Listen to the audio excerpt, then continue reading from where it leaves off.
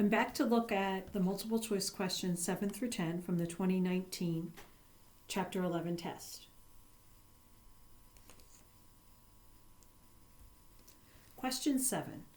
The probability of a certain genetic trait among people of Eastern European descent is 0.3. In a random sample of 20 people of Eastern European descent, what is the probability of finding more than 2 who have this gene? So you should notice that it's a binomial distribution. People either have the gene or they don't. It's a random sample, so whether one person in the sample has it or not should be independent of each other.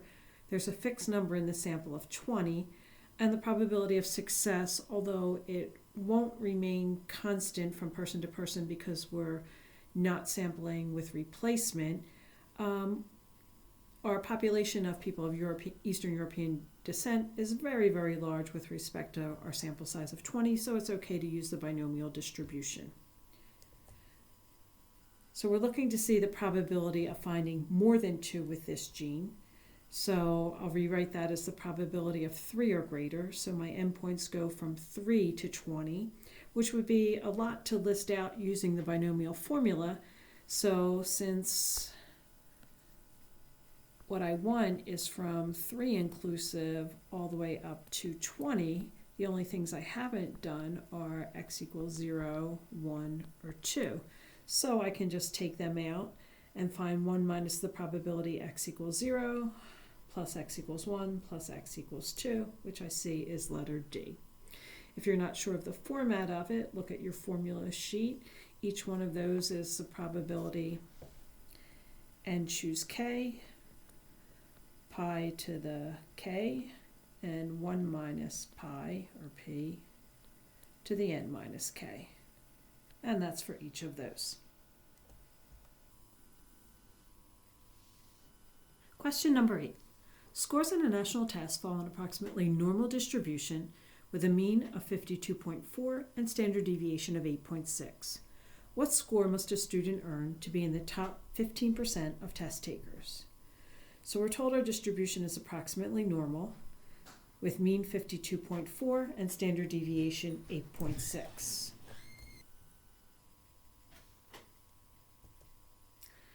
So I'll draw a normal distribution. I am looking for the score the student needs to earn, so that's x, and I am given that the mean is 52.4 and the standard deviation is 8.6, and I want the score for the top 15%, which corresponds to also the score that cuts off the bottom 85%. So if I go to menu, statistics, distribution, inverse normal.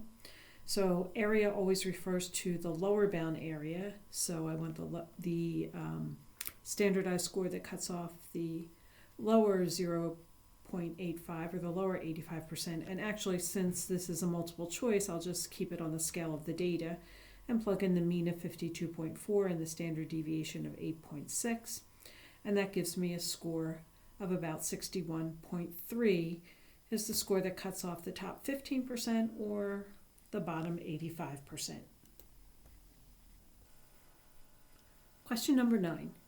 The math placement tests at a community college fall in approximately normal distribution with mean of 50. What is the standard deviation of the data such that 80% of the students are within 12 points above or below the mean of the distribution? Okay, so I know that my distribution is approximately normal with a mean of 50, and I don't know the standard deviation.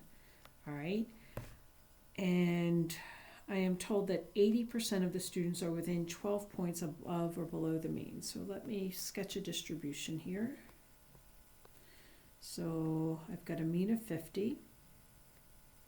Standard deviation, I don't know. And I know that 80% are 12 below, which would be a score of 38, or 12 above, which would be a score of 62. I know that this area in here is 80%, which means that in each of the tails, I've got 10%. All All right, and I'm looking for the standard deviation, so I know that z equals x, my data value, minus the mean of the distribution divided by the standard deviation.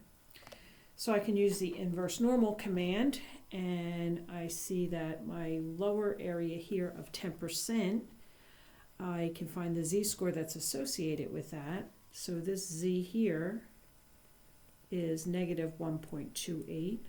Correspondingly, I could have used the z for the upper score of 62, which would be positive 1.28 by the symmetry. And now I'll link them together using the formula.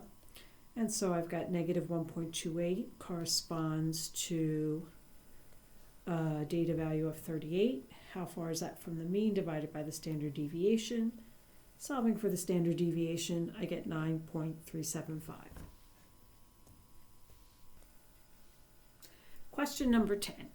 A farm stand sells apples and tomatoes as well as other fruits and vegetables. The distributions for the weights of the apples and tomatoes are each approximately normally distributed.